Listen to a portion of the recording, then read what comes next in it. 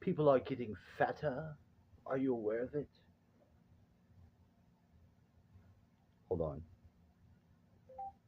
Schumann resonance frequency. Did you know the actual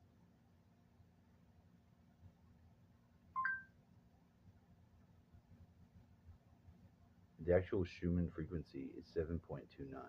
It's not 7.83. That's just wrong. I learned today. It's very hard to listen to Dan Winters sometimes because just some of the stuff that he says pisses me off, and I think you're being a dick. If you weren't being a dick, Mr. Winter, it'd be a lot easier to continue to listen to you. And sometimes he's not a dick, but when he is, it seems to piss me off. Oh fuck! Out of tobacco, problem. Not out of candle.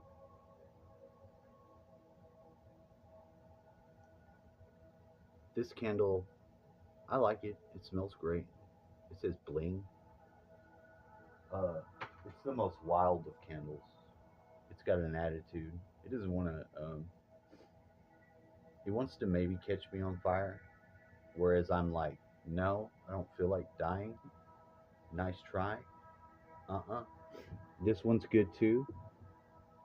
It's almost gone. I don't know. It's just basic good. A lot of these triple wicks, my friends brought them. They brought them during the time of my transformation. Do you have a transformation? I do. My friend Amanda and Hugo. Now, Amanda, I love Amanda. I really do.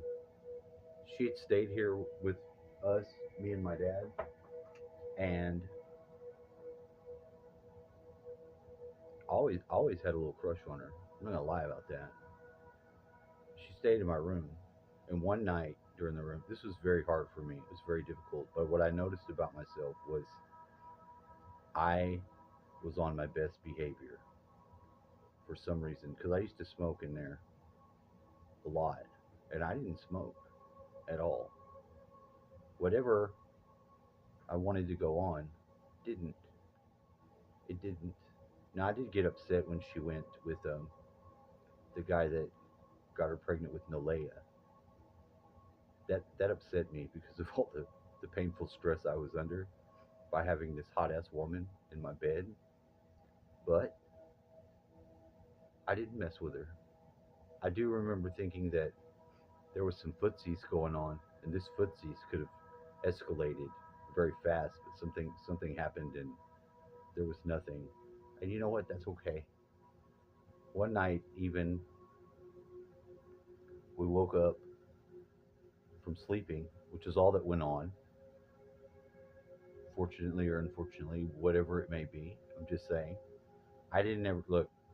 I never shook the attraction that I had from this person. I never murdered it. I didn't put it to bed. I didn't choke it out and give it fucking noogies. I let it ride. And although she's with my other friend, Hugo, Hugo's one of the best friends that you get from actual, like my friend. Oh, let me finish my thought. So we got up. We had a yellow candle in there, one of these triple wick candles, but it wasn't in any glass. We woke up in the morning. That candle was everywhere. It melted on its own. Now I suspect this is just from the latent energy of having that go on. Now that's, I mean, probably me, of course, but something inside kept me on my best behavior, whereas I didn't have that ever happen but one other time, and I was very mindful of the person. I'm still talking to these two people. The one now who I even, it's been a long time, and my other friend even got with her. He committed suicide, and I think she's worried about there being some sort of um, Black Widow thing going on because there's a lot of suicides with her boyfriends, but I don't think it's really her fault. I think she does have something naturally that is just so contrary to what men are prepared to deal with and just in her nature that it may be more of that. But I don't think it's like her destiny or karma to have that experience. I try to be helpful to her because like even texting her the 3 times a day text is so good for my heart to just have that person aware and that she doesn't understand half of what I'm talking about and then is mean to me. It's been such a good catalyst for me to shape my shit. The one easy and most obvious things to do, I'm endeavoring to do and I'm doing it, which is just put the one part of your life behind you, and that's fine. But to say that this person's not an influence towards that end would be stupid. It'd be a lie, it wouldn't be true. Now, I secretly suspect, not very secretly, but because I'm very capable of a communicator, depending on who I'm talking to, if I'm in a position to advise somebody, especially along spiritual lines, the shit that comes out of me is from so better of a source. But to pretend like it's from me is a fucking flat out bullshit and a lie. Whatever gift I have in that, I do have it, and it's for me to do that. People have always asked me to help them in certain matters, and I have, and I am good at it. Sadly, though, the same help when I need it, I don't have it. I can't just dig into me and get that assist because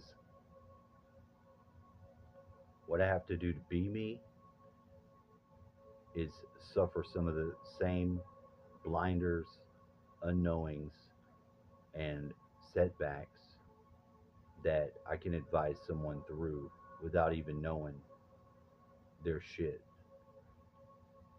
If they can talk to me, I can hear them, I can lock in on that, and whatever's coming through, it's not really right to say it's me.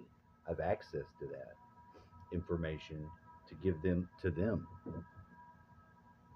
and that's one of the gifts that I have, that I've always had.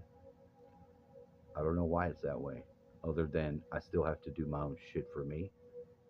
Sometimes I need people to advise me and guide me, but a lot of times there is no one. I have to do it myself.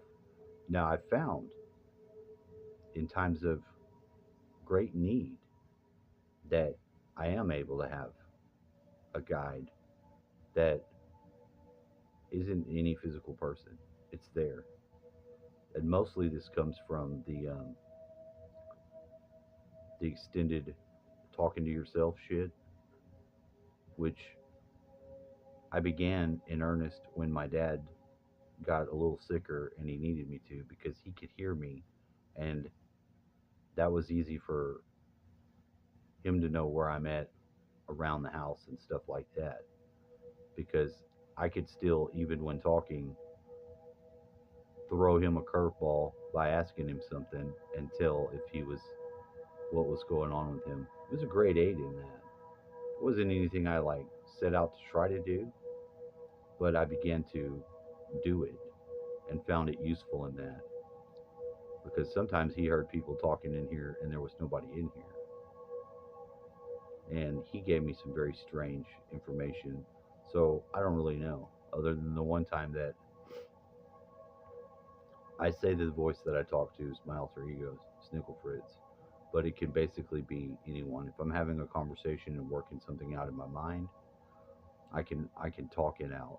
Although I've begun to withdraw my externalized speaking back into my head, where there's more than enough space for it.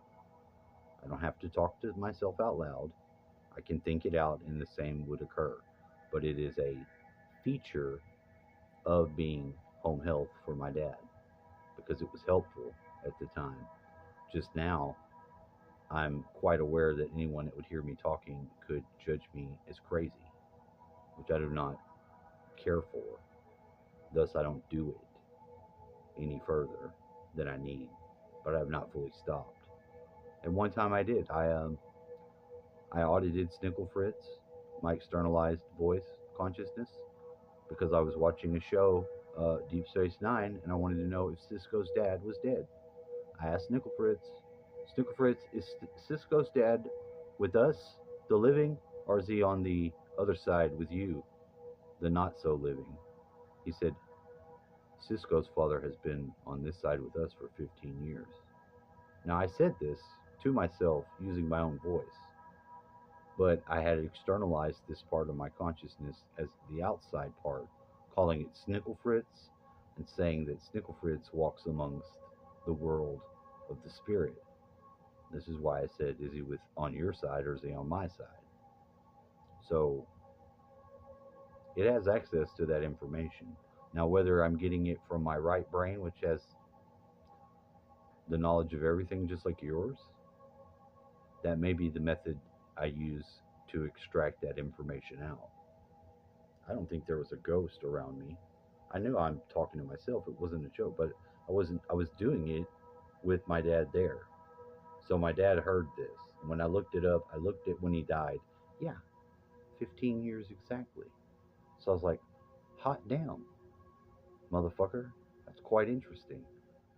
So these things you can do, but there are some things that you're not going to really know why at the time you may begin them. And don't worry about that.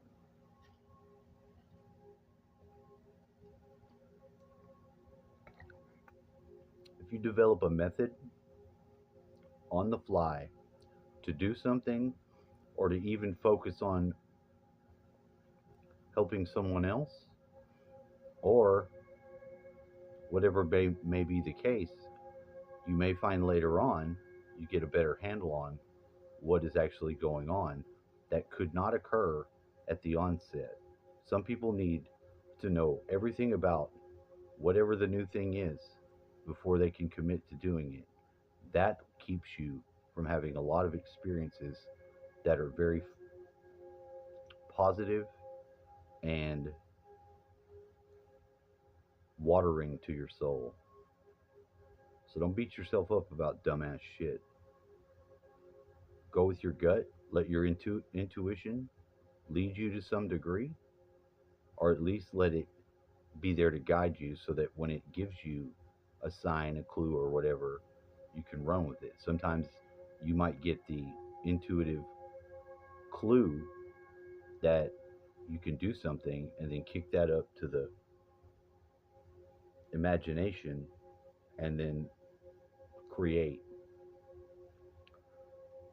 Because a lot of times you can develop things in a moment that can stay with you for so long and be so very useful to you, but you may have barred it from happening because of, a need to want to know something. Wanting to know something doesn't really qualify it for the knowledge, just the want to know. Sometimes things happen and are a part of you feeling your way through and then applying some of your already needing to be manifest gifts. They'll attract themselves to it. Like a lot of things attracted itself to that alternate personality I called Snickle Fritz and developed it into a very useful gift for knowing how to make use of that conversation, how to get information from it, how to find areas where there was like negative perceptions or negative aspects of myself, or even if they were negative spirits. If they said the wrong things sometimes, I would cast them out, send them down the road. And it kept me free of entities, notions, and tendencies that were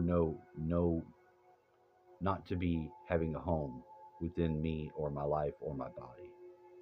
That's just one little mechanism. but I thought I would share because at the time I was sort of looking at that. Because I counted this, and I had this dream the other night where I met this guy, the Mr. Dr. Dean Radin, who studies the consciousness and magic science, the science that is the actual occurrence of magic. And this is 12 layers, which I did not do consciously, but it ended up being 12 layers. And in the dream, there was a building. It was 12 levels tall. It was 12 years. So that's a dream. So I've reconfigured this with the pyramids inside of it.